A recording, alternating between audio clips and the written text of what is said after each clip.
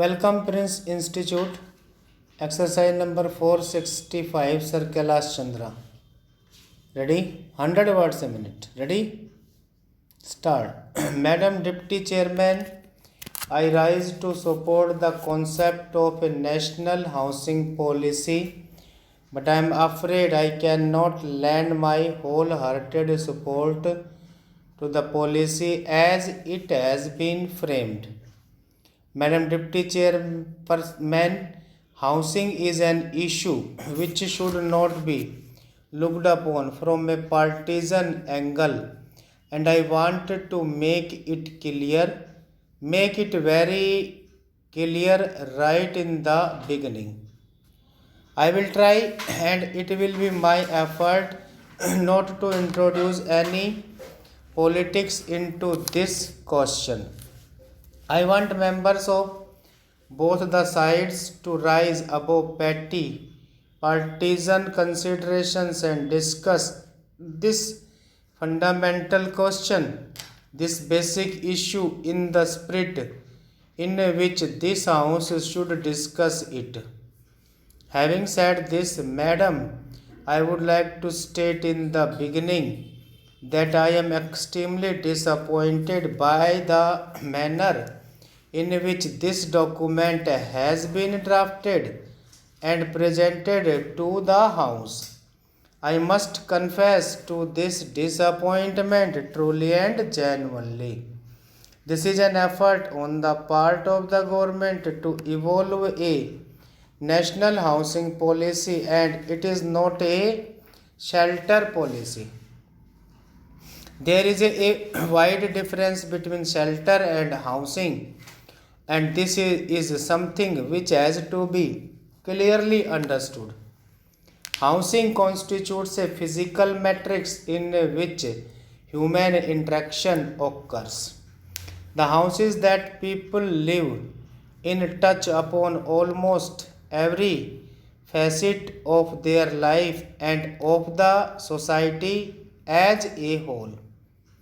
Housing, therefore, is not only a social or an economic issue, but it is also a major sociological factor which determines the kind of society that we want to build up and the quality of the life of the people who live in that society, who are members of that society.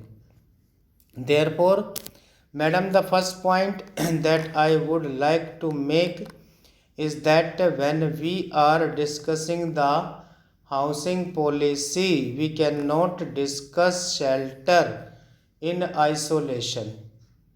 The housing policy must include within its ambit the overall economic policy of the government. There must be an indication of the policy frame in which we propose to solve this problem, which is an essential part when we are discussing the national housing policy. This is the first deficiency which I noticed in this document. It does not deal with the policy frame, the economic policy frame in which we proposed to tackle this problem. We are talking of slums, and we are talking of the pressure on housing or the lack of it in the urban areas. Next para. Now, can we talk about it without discussing the shift of population from the rural to the urban areas? Can we talk about it without discussing the kind of economic progress in which we are entering? I am sure that the Honorable Minister is aware of this position, that the honorable members of this House are aware of this position, that in the last few years there has been a tremendous growth in the service sector of our economy, And what has been the result of that?